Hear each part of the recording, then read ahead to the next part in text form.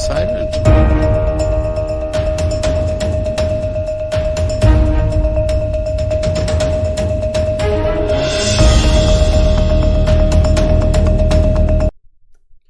Hello everyone, now very good evening to all of you. Welcome to Shriram's IS YouTube channel. This is your mentor Arzu Kakkar, where daily we used to have this session of news analysis. उम्मीद करती हूँ कि आप सब बहुत बढ़िया हो, खुश हो, स्वस्थ हो, things are fine at your place. And with this, let's begin with today's lecture. ये articles जो आपके सामने दिख रहे हैं, we have to cover them up in detail. We'll talk about them in a very comprehensive way. We'll analyze every article and make sure कि इसका हर एक एस्पेक्ट जो है वो सारे कवर हो जाए, ताकि सवाल कहीं से भी आए आपको कोई दिक्कत नहीं हो. इम्पॉर्टेंट है, प्रीलिम्स के पॉइंट ऑफ व्यू से भी हैं और एक दो आर्टिकल मेंस के पॉइंट ऑफ व्यू से भी हैं. So this session is a blend of both as usual. Session अच्छा लगता है तो please make sure that you mark your attendance by liking the lecture. You can share it with your friends ताकि उन्हें भी इस सेशन के बारे में, इस प्लेटफॉर्म के बारे में पता चले. और सब्सक्राइब नहीं किया है तो वो भी कर दो. कमेंट सेक्शन में अपने फीडबैक जरूर दे दिया करो. And I was seeing your feedback. कुछ 4-5 बच्चों के नाम मुझे याद हो चुके हैं अब जो फीडबैक देते हैं. So thank you guys for giving such wonderful feedback and it feels great कि आपको सेशन अच्छा लग रहा है. Okay, let's talk about these articles. मैं आपको एक आइडिया दे देती हूँ कि हमें क्या कवर करना है, कैसे हम इस सेशन में आगे प्रोसीड करेंगे. तो let's begin with that. Okay, so as far as articles are concern, पहला है प्रोजेक्ट प्रयास. कैसा प्रोजेक्ट है? जीएस पेपर 2 से ये इंपॉर्टेंट है, राइट. गवर्नमेंट पॉलिसीज से आप इसको लिंक कर सकते हो. तो इस प्रोजेक्ट के अंदर क्यों ये न्यूज़ के अंदर आया है और किसने लॉन्च किया है, गोल क्या है. And will talk about international organization for migration, IOM, वो इसी के कॉन्टेक्स्ट में है, राइट. सो बोथ वेज दो आर्टिकल्स आपके इसके साथ कवर हो जाएंगे, क्योंकि international organization for migration launch this project for what purpose that I talk about. तो एक ये आर्टिकल है आपका, GS पेपर 2 से लिंक होता है. Then you have national program on anganwadi come creche.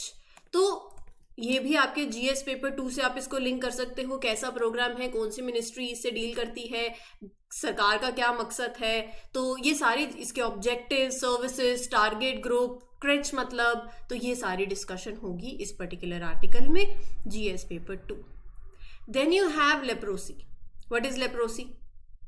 कैसी डिसीज है, कैसे ट्रांसमिट होती है, क्या सिम्टम्स रहते हैं, राइट. सो ये सारी डिस्कशन होगी. Symptoms, treatment, national leprosy eradication programme, NLEP, ये कवर करेंगे. दीज 2 आर्टिकल्स ये आपके GS पेपर 3 से भी लिंक करते हैं, एनवायरमेंट सेक्शन से, और बेसिकली प्रीलिम्स पॉइंटर्स, प्रीलिम्स के हिसाब से भी हैं. सोन नदी, सोन रिवर, कैसी रिवर है, कहाँ से बहती है, ट्रिब्यूटरीज, ये सारी डिस्कशन मैप में देखेंगे. ये भी आर्टिकल मैप में के साथ ही जाएगा. Katarniaghat wild life sanctuary कहाँ पर है, flora, fauna, vegetation, river associated, why it is in news, everything will take it in detail. तो आई होप आपको एक आइडिया लग गया है अब कि हम इस सेशन में कैसे प्रोसीड करने वाले हैं. So let's begin with the first article that talks about national programme on anganwadi cum creches. Union minister of women and child development inaugurated this programme. कहाँ पर? न्यू दिल्ली के अंदर. तो पहले मैं ये लाइंस नहीं पढ़ूंगी, आपको सिंपल बता देती हूँ कि क्या है ये पूरा का पूरा कॉन्टेक्स्ट, बहुत ही सिंपल मैनर में. ये प्रोग्राम, ये इनिशिएटिव स्टार्ट हुआ था एज अ पार्ट ऑफ पालना स्कीम, राइट. सो अब वो स्कीम के बारे में तो ऑब्वियसली आई टॉक अबाउट. तो ये जो स्कीम है इसके बारे में तो हम बात ही करेंगे. और ये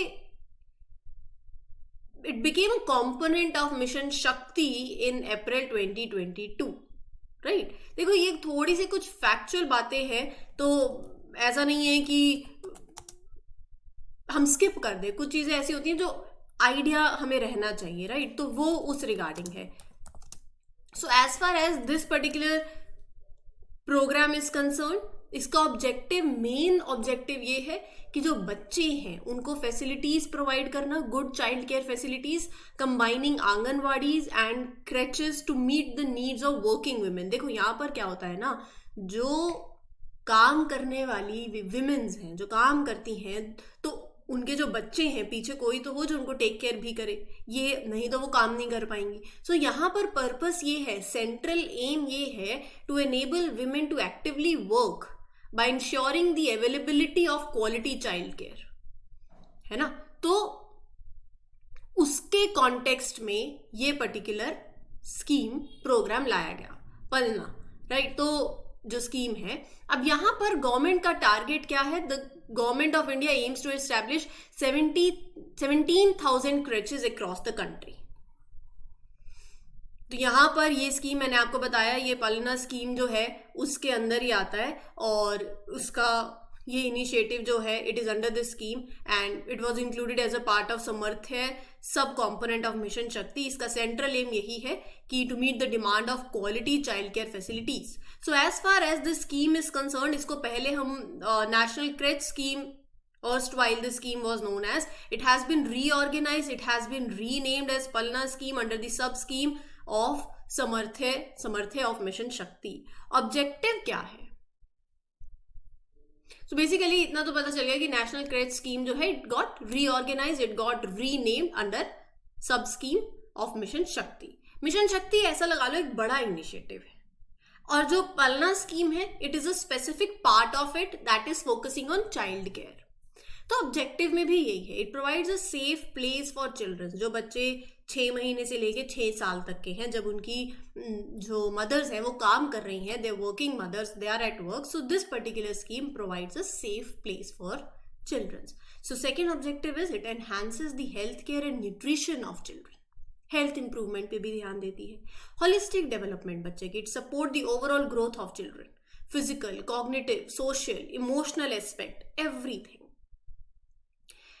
Parental education. So this scheme has this objective where it talks about educating and empowering the parents या फिर caregivers for better child care. क्या क्या सर्विसेज होती हैं that are provided? एक तो सेफ स्पेस हो गया बच्चे के लिए to spend the day, sleeping arrangements भी हैं। फिर दूसरा, 3 साल से कम जो बच्चे हैं, activities are there to stimulate the development of children, early stimulation. Then you have preschool education, educational activities for children aged जो भी 3 से 6 साल तक के बच्चे हैं। लोकल सोर्सेज से एडिशनल फूड इज प्रोवाइडेड। बच्चे की ग्रोथ का एक ट्रैक भी रखते हैं, ग्रोथ मॉनिटरिंग भी होती है, और इंश्योर करते हैं कि प्रॉपर वैक्सीनेशन और हेल्थ चेकअप्स भी होते हैं। तो ये सर्विसेज प्रोवाइड करी जाती हैं, और यहाँ पर टारगेट जो है वो यही है 6 months to 6 years का, राइट। ये मैंने आपको बातें बता दी। तो सर्विसेज यही है, डे केयर फैसिलिटीज देना और जो सप्लीमेंट्री न्यूट्रिशन देना, to be locally source, growth monitoring, health checkup. Target क्या है? Focusing on 6 months to 6 years, right. और यहां पर specifically it is design for childrens of working women, चाहे वो रूरल एरियाज में हो चाहे वो अर्बन एरियाज में हो। So it is aimed at mothers who are working for a minimum of 15 days a month या फिर 6 months in a year. Right? So the overall aim of the program is to create a supportive environment for young children of working mothers, focusing on their health, their education, their overall development. So it also provides essential services like nutrition, growth monitoring, health checkup, and the target is children aged 6 months to 6 years whose mothers work for a specified period as mentioned. Sorted? Then what is crèche? एक special place होता है जहाँ पर parents can leave their kids when they go to work. It's like a day care centre, but more than just baby sitting नहीं होती है। Creche के अंदर बच्चे दे यूजुअली अप टू जो 6 years old हैं, they get to play, they learn in a very fun and safe environment, and the goal is to keep help kids grow in every way, physically, mentally, socially, emotionally. So it's not just a place to watch over kids, it's a space that is designed to help them develop and have a good time when their parents are working, right? So that is the scenario. तो ये है creche. किसी को कोई doubt हो तो बता देना, you can ask me in the comment section, but not a big deal। Creche के बारे में जानना सबको ही पता होगा, Odisha government recently declared leprosy a reportable disease in the state. Let's talk about it. ये आपके GS पेपर 2 से लिंक करता है, हेल्थ सेक्शन से आप इसको लिंक कर सकते हो. Now leprosy is also known as Hansen's disease. सबसे पहले तो ये बहुत इंपॉर्टेंट बात है, बहुत ही कम लोग बच्चे ऐसे हैं जो ये नाम ध्यान में रखेंगे. सबके माइंड में लेप्रोसी लेप्रोसी लेप्रोसी होगा, किसी को ये याद नहीं रहेगा अच्छा ये डिसीज का नाम तो ये भी है. और सवाल अगर ये डिसीज लिख के आ गया ना और 4 स्टेटमेंट्स दे दी, वहीं पर क्वेश्चन गलत हो जाएगा, क्योंकि किसी को पता ही नहीं कि वो लेप्रोसी ही डिसीज है. लेप्रोसी पढ़ के गए थे, ये नहीं याद रहा कि हैंसन डिसीज भी लेप्रोसी को कहा जाता है. So it is a chronic infectious disease, एक इन्फेक्शियस डिसीज है caused by bacteria. Name of the bacteria is Mycobacterium leprae. ठीक है. Leprosy mainly impacts the skin, the peripheral nerves, mucosal surfaces in the upper respiratory tract and eyes. So अगर इसको treat नहीं किया गया, leprosy can lead to permanent disabilities. It's more common in warm areas, tropical और जो subtropical regions होते हैं वहां पर it is more common. So it is a neglected tropical disease that still occurs in more than 120 countries. अच्छा, ये कोई specific age group है? नहीं. It is known to occur at all the ages, बच्चे से लेके बूढ़े तक. ठीक है, क्लियर है. As far as transmission is concerned, leprosy is passed through tiny drops that come out of the nose and mouth. So ये transmission है. If you मतलब you have to be very, एक होता है ना कि सेवरल मंथ से अगर आप किसी ऐसे के साथ हो दैट हैज लेप्रोसी, तो वहाँ इट कैन स्प्रेड, क्योंकि यहाँ पर जैसे कि मैंने आपको बताया टाइनी ड्रॉपलेट्स जो एयर के अंदर होते हैं वहां से ये ट्रांसमिट होता है. So prolong close contact over months with someone who is untreated leprosy is needed to catch the disease. हो सकता है वहां से फिर ये फैले. सो मतलब यू कांट, एक होता है ना कि हाथ शेक करने से हो गया, किसी को हग करने से हो गया, if you are sharing meal sitting together तो लेप्रोसी हो जाएगा. ऐसे कोई कैजुअल स्प्रेड नहीं होता है ये. You can't get leprosy from everyday contact. Symptoms के अंदर क्या होता है, it takes about 3 to 5 years after being near the bacteria for symptoms to appear. कोई कम टाइम नहीं है.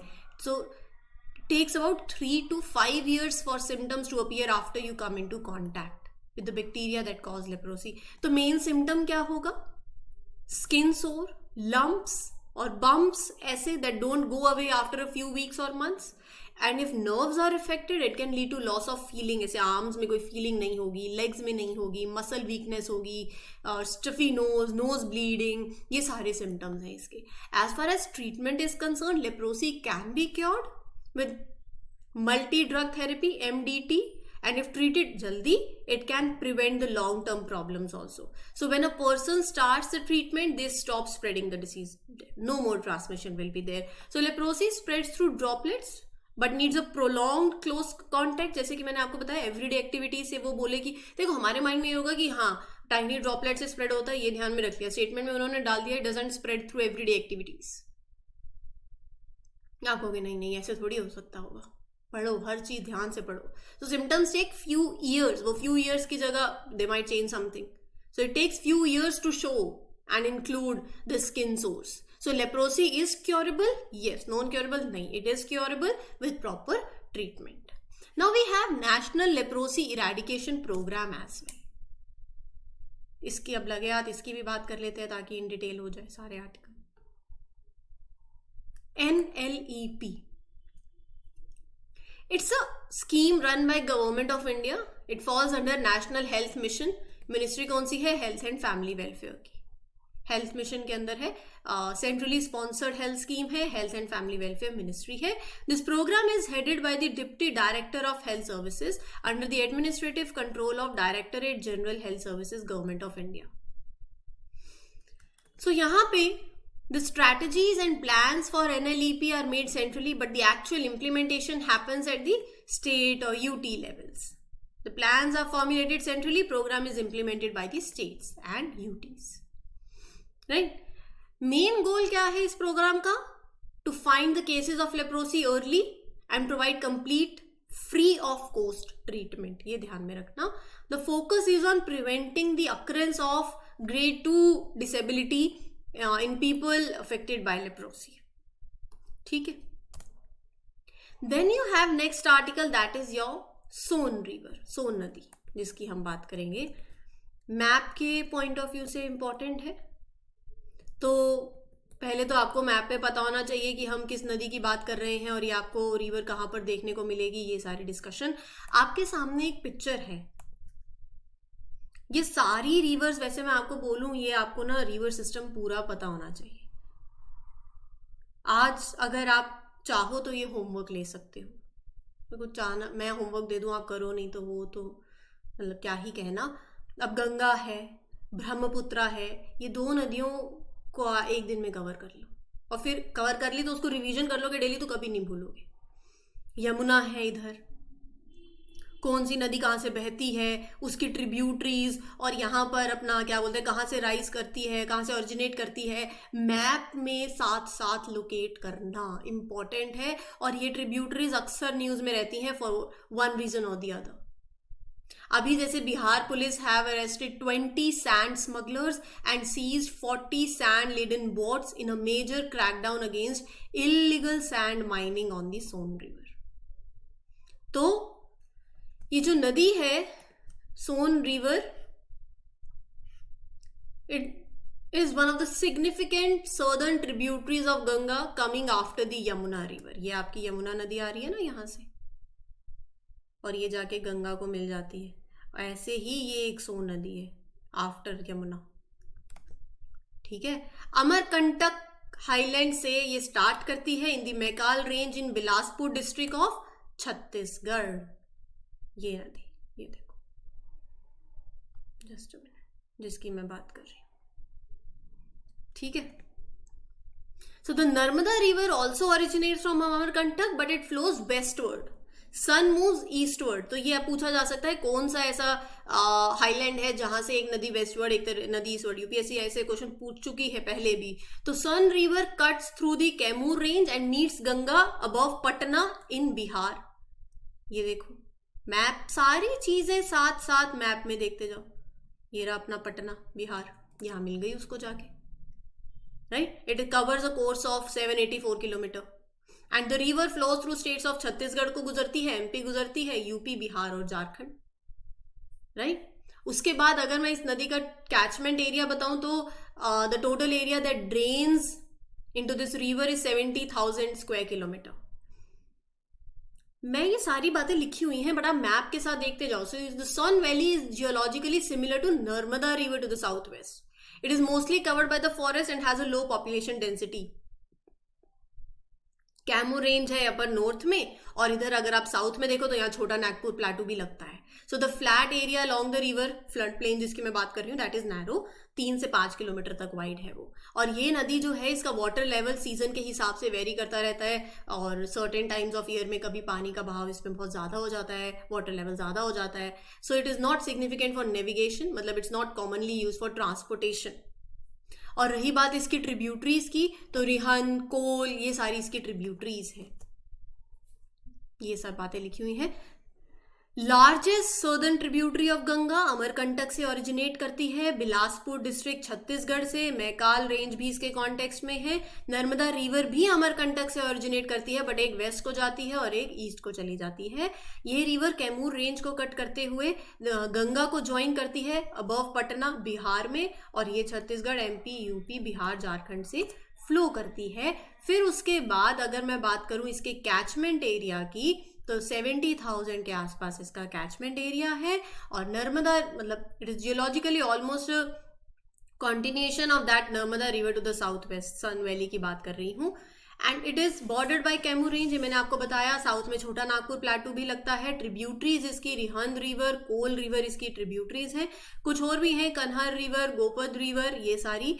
देहरी इज द मेजर टाउन जो कि इस पर्टिकुलर रिवर पे सिचुएटेड है. सॉर्टेड है यहां तक, simple, no rocket science. Then moving ahead with the next article, that is your Katarni Ghat wild life sanctuary. A watchman working with the irrigation department was trampled to death by elephants in a residential area that is adjacent to this sanctuary. ये century आपकी लगती है border पे. ये UP है ना अपना, यहाँ तो थोड़ा सा यहाँ आपको यूपी में जो बाकी वाइल्ड लाइफ सेंचुरीज है ना, वो आज आपको घूम के आनी है थोड़ी सी। Wild life sanctuary, tiger reserve कहाँ कहाँ पड़ता है, जैसे दुधवा हो गया, वाल्मीकि टाइगर रिजर्व नेशनल, तो ये सारी चीज़ें आपको पता होनी चाहिए और हमने कवर करी हुई है। As far as this particular sanctuary is concern, ये आपको उत्तर प्रदेश के अपर गैंगटिक प्लेन एरिया में देखने को मिलेगी। It covers an area of 400 square kilometre in the Terai of Bahraich district. 1987 में it was brought under the purview of project tiger and together with Kishanpur wild life sanctuary and Dudhwa national park it forms Dudhwa tiger reserve. इसी की बात कर रही हूं मैं, तो आपको मैप में देखना ही पड़ेगा,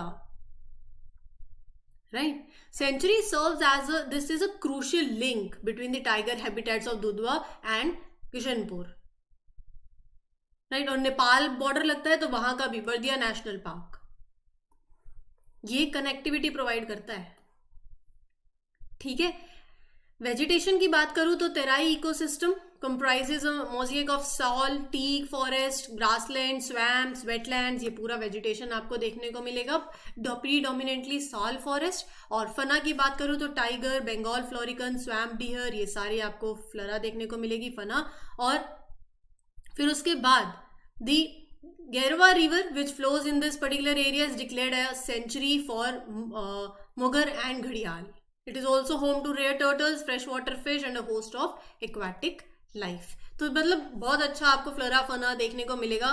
and this is the river also, the river in this particular sanctuary Gerwa is designed as designated a sanctuary for these types of crocodiles. So this river is also home to rare turtles as well. Katarni Ghat is one of the rare places in India where you can find gangtic dolphins, freshwater dolphins in their natural habitat. ठीक है, तो ये भी एक important point था. Then the last article of today's lecture is your International Organization for Migration, IOM. They launched the project, that the name of the project is Project Prayas, to help Indian workers and students migrate in a secure, orderly and regular manner. Let's talk about it. Launched by IOM, International Organization for Migration.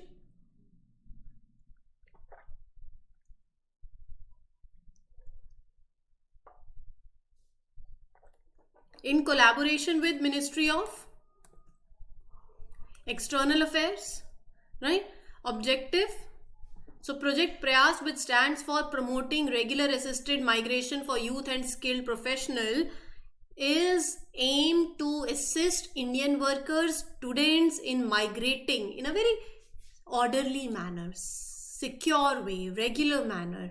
So it is one of the first attempt to bring together various state level initiatives for safe and well managed international migration. So इसके 3 broad objectives हैं, गोल कह लो, objective कह लो. पहला M तो है Indian migrant workers के लिए, बच्चों के लिए जो अब्रॉड मूव कर रहे हैं, तो making it safe and easier. दूसरा, it involves working closely with the Ministry of External Affairs and State Government. This involves collaborative approach.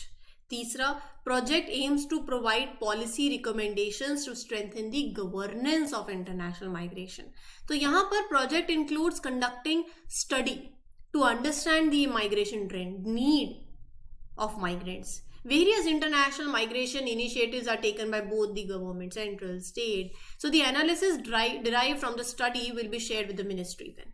Now, as far as IOM is concerned, 1951 में it got established.